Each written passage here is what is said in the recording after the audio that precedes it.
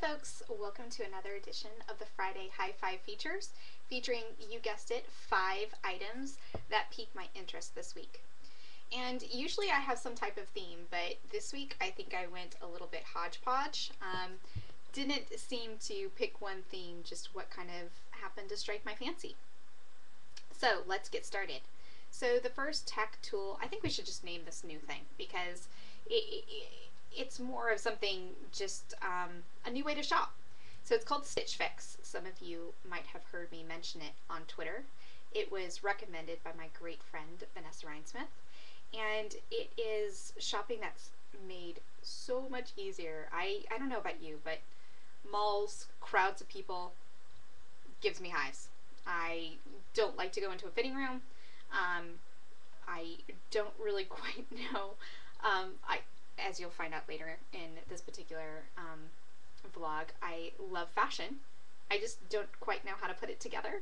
I love the colors, I love the story behind it, but I'm just not that kind of person. So I like somebody that can help me shop, my own personal shopper of sorts.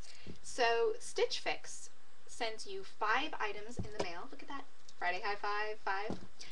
Sends you 5 items in the mail each month.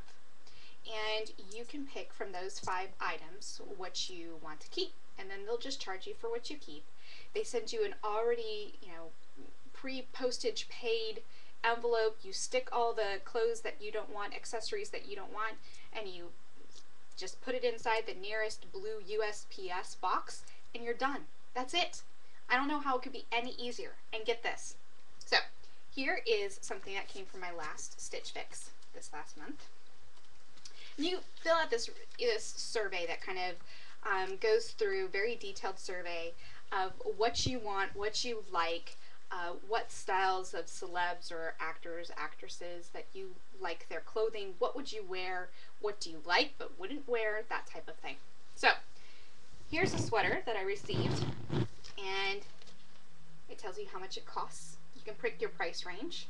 It gives you a little description about the item, and they show you at least 2 ways to wear the item and to accessorize the item. How can it be any easier? Awesome. So Stitch Fix. I encourage you to go check it out. Find a new way to shop. So next up, our nonfiction book of the week. Because of what I'm currently doing in my job, I'm looking at different ways of how organizations work, how you function internally, and this book kind of came to mind. It's one that I haven't checked out in a long time. It's been out there for a while, but definitely a classic read. When I say a while, in internet years, it could be forever, right? So, The Starfish and the Spider. This talks about decentralized organizations, a couple of stories that, you'll probably recognize right off the bat. Wikipedia, YouTube, Alcoholics Anonymous, you name it. This really kind of, it not only describes the principles of what makes and what builds a decentralized organization, but also those people that are the catalyst within the organizations that are, striving and driving this change, and what type of skills that person has.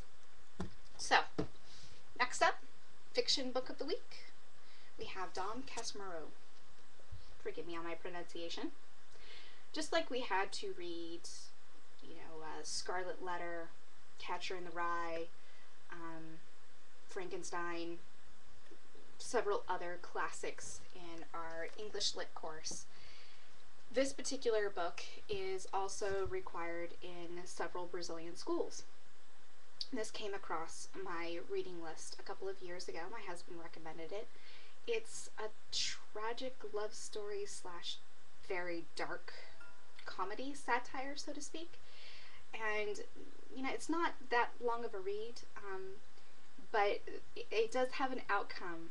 It's not a very clear outcome, and so people have been debating the outcome since it was published in 1899, so I encourage you to give it a read this weekend. Post of the week is the For Immediate Release FIR interview with Jeremiah Oyang on the latest altimeter report, the social business needs report. I really encourage you to check this out, especially if you enjoyed Charlene Lee's Open Leadership book. One of the best graphics is a social business hierarchy of needs in this report. I encourage you, even if you think you're way down the path of the social media maturity curve, check it out. Kind of look at what's outlined and make sure that you have your own ducks in a row, what your organization is doing. The stats are pretty phenomenal as far as I thought that we would be a lot farther down the road, and we're not. So, seeing these things, I think, just shows the opportunity that's out there and how the rubber truly meets the road right now. And so last but not least, our offline inspiration. I kind of have a double, but they complement each other. Fashion Week. Woo! So I know that, some of you are groaning. Okay, I understand. Don't worry, I'm not looking at the stick figure models or think that I can fit these hips into what is walking down the runway. But what I do like to watch and see are the pictures and videos from the runway shows, because there's a whole artistry involved, not just the elements that are walking down the runway, but the music, the video backgrounds, the elements that are on the runway itself. All of these lend to telling a story, a visual story, and I very much enjoy watching these stories and being inspired by them. In fact, last week's episode of Project Runway, episode 7 of this last season, was all about creating your own runway show and what music and video that you use to add to your collection story. So those are my picks for this week. I hope everybody enjoys their weekend. Summer is coming to an end, so enjoy it while you can. I'll see you guys next week. Bye.